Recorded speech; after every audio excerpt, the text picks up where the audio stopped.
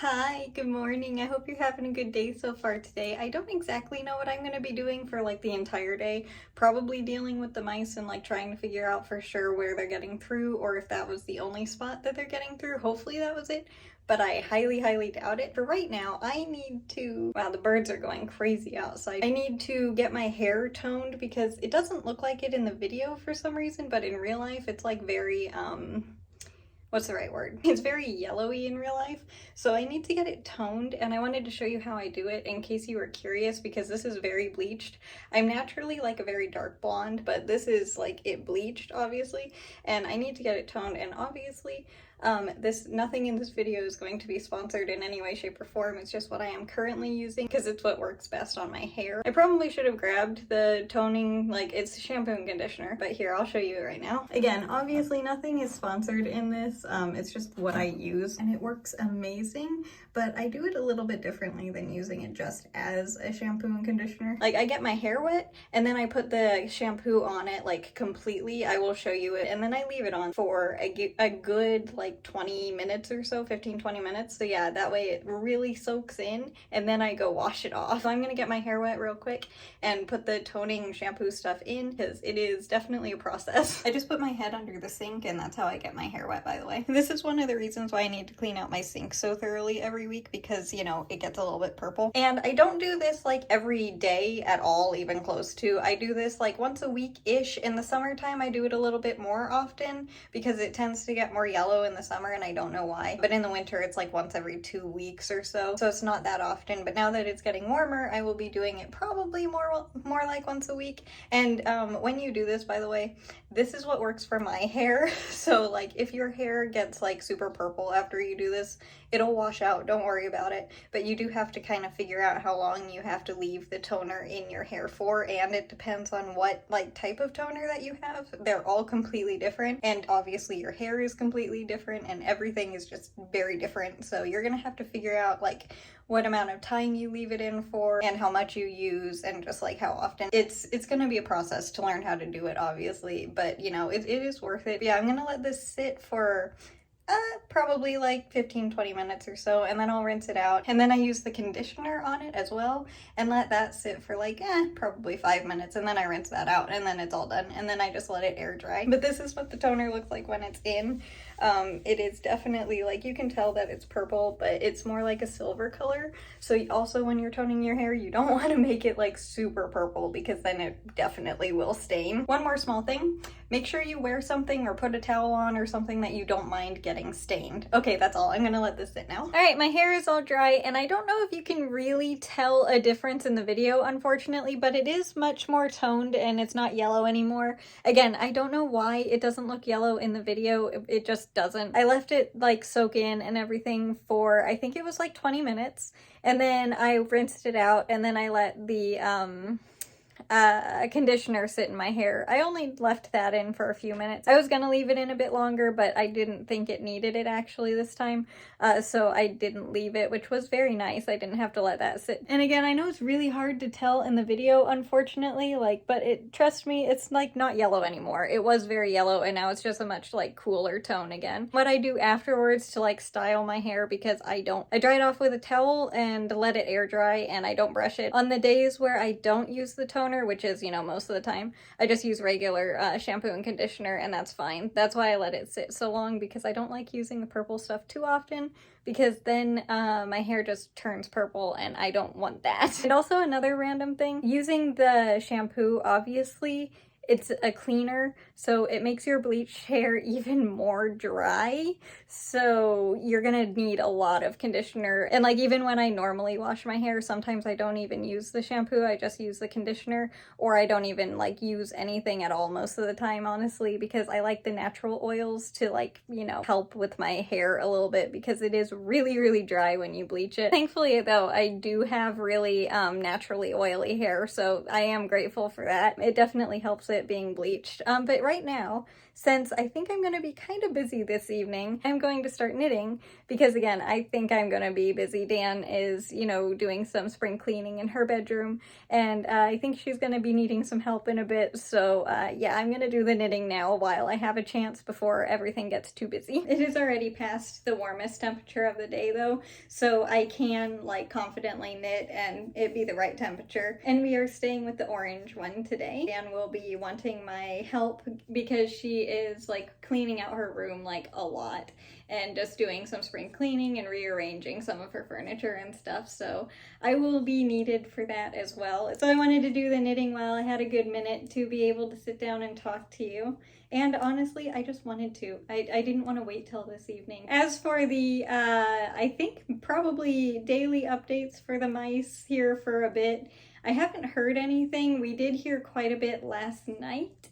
They are very active at night though. So yeah, we definitely heard stuff last night. I haven't seen any since the first two that we had in the house that we know of because Missy actually caught them. She didn't do anything to them except for, you know, being extremely scared because probably being caught by a cat would be pretty scary. So there's only one that is out of the utility closet because we sealed that up pretty darn quickly. But that's the one that's under the couch and we definitely hear it, but we haven't seen it. But yeah, I don't really have any updates on it besides the fact that we still have them in the house, obviously. Oh, by the way, you know how I have the bird feeder in the backyard that I fill up and everything for, you know, the little animals? That might be one of the reasons why the mice, because of the free food out there. So that might have something to do with it. But because of that, I am going to be trying, not yet, but you know, next time I fill it up and everything, I'll get some spicy bird food and hope for the best because I read online that I know squirrels don't like the spicy food, and I don't think bunnies like the spicy either. I'm not sure though. This is just from a quick search that I did online. But I don't think bunnies like it, and I know it said that mice don't like the spicy food. So next time I fill up the bird food, I will be needing to get some spicy bird food, and hopefully that will work. Any little thing that I can do to keep them at least, you know, away and not as close as they are, I think will be a good thing. This is a very random thing. Also, I don't know why. Actually, I guess I do know why I do it. You know how I said a while ago that I randomly just like stop talking while I'm knitting? That's why there are usually some pretty good gaps in between. I just don't speak for a good while, even though sometimes I can like start talking again right where I stopped. I don't know why I do that, but sometimes I stop talking so that way I can think and just kind of, you know, relax for a minute. But this one I wanted to share real quick. I know it's random, but I just wanted to say thank you guys for all your sweet comments and everything. You guys are just, I don't know, you're so sweet, and I hope you know how much I appreciate you because, and I know I say it a lot, probably too much, honestly. I'm sorry if it's annoying, but I hope you know how much I really am grateful for you. And honestly, you guys are so sweet, so thank you for being you, even if you don't say anything, because, you know, sometimes sometimes commenting and stuff is like not for you, and I totally understand that because I don't do that a lot either. So no worries on that. If you don't feel like commenting, I completely understand. Just the fact that you're being here and just taking a little bit of time out of your day and everything, I hope you know how sweet you are, and just truly, you guys are amazing, and I just wanted to say thank you. And again, I know that was a random like thought that went through my head, but seriously, I have been kind of thinking about that all day, so I just wanted to say thank you, and I hope you know how much I appreciate you. And as for the plant update for the day, because I can't go a day without saying anything about plants, the little update for today, my pothos is doing better. She actually looks a little bit rougher than she did yesterday, honestly, which is very interesting. She is very, very easily stressed. I need to trim a couple more of her leaves off that are very, very dry and just completely done, so I need to remove those. But otherwise, she's doing okay, I think. And the tomatoes, I am very much enjoying seeing them in that little tray because that means their next step is literally going outside. I think I might bring them out tomorrow, honestly, which is extremely scary because I don't want to rush it. I have a tendency of doing that, so I really hope that I'm not rushing it. Seeing them in the little tray is very, very exciting because that tray has been used for me taking my plants out to the garden for a couple years now, so seeing that out again means that it is spring, and the fact that I'm truly thinking about bringing them outside either tomorrow or Sunday, it really depends on the weather, because it's supposed to be pretty rainy, I think, and I don't want them to get a ton of weather. I can put them underneath a table or something so that way they're sheltered. Again, they're not going into the ground yet because they have only known filtered sunlight. Like, they started out underneath a grow light and now they're in a window. They do get direct sunlight, but it's still filtered through the glass, so they're not used to the direct sunlight. So my plan for them is to hopefully, like, it's gonna take a while. I will put them in the sunshine, for direct sunshine outside, for like an hour the first day, and then I'll move them into the shade. And then I will put them in the sunshine for like another hour the next day and like see how they're going. And then I'll slowly increase it by like an hour or a half hour, depending on how they do. Because again, I don't want to rush it. Once they're outside, they're gonna stay there, because I don't necessarily want to bring any outside bugs into my room. I already have enough fungus gnats in here, and we already have a mouse, or many mice, so I don't need anything else inside. It is gonna look really weird once those guys are outside though, because like that whole space is gonna be pretty much empty. I'll only have my pothos over there, who will hopefully be moving up there once she can recover a bit more. But I'll have that guy, a dragon fruit plant, my jade plant I think is what she's called, that I replanted a while ago, and the 4 string of turtles, and the very camera shy little tomato that's over there, because yes, there is one more propagated tomato that will be staying in my room. I haven't shown it once, and it was not on purpose, and now it's just kind of, that little guy's just camera shy. If you wanted to name the little guy, you can. It's in it's in one of those Easter egg dyeing like cup, and it's probably, I would say, hang on one second, it's probably about a little bit taller than this guy, but the leaves pretty much look exactly the same as this guy. So you can kind of picture the little one. So it's pretty much that size, but it's in this style container, like these. These are the Easter egg dyeing cups. So yeah, it's in one of these containers, but it's pretty much the same look as the other guy. It's just a little bit taller than that. But since that little guy is staying in my room, it needs a name. The other tomato doesn't have a name either, I guess. And neither do the petunias, but they have been around for 2 years, so at this point their name is Petunia. So it's a little late for naming that one. I would just continue calling her Petunia. But yeah, the other tomato in the AeroGarden is just called Tomato Plant. If you had any name suggestions, you know, it might be fun. And again, remember, the little guy is camera shy, so you won't be able to see it. You'll have to figure out a name for it without seeing it. Also, I'm almost done with knitting already, and I have been recording for 12 minutes. Yeah, I don't understand why I have been knitting so quickly. And that's even with going and getting my little tomatoes to show you their containers, so I even got distracted. Back to the bird food for a minute before I finish knitting. I am really hoping that the little guys won't mind the switch of food, because I don't know if they will like it or not, because they've been getting the same stuff for at least 3 years.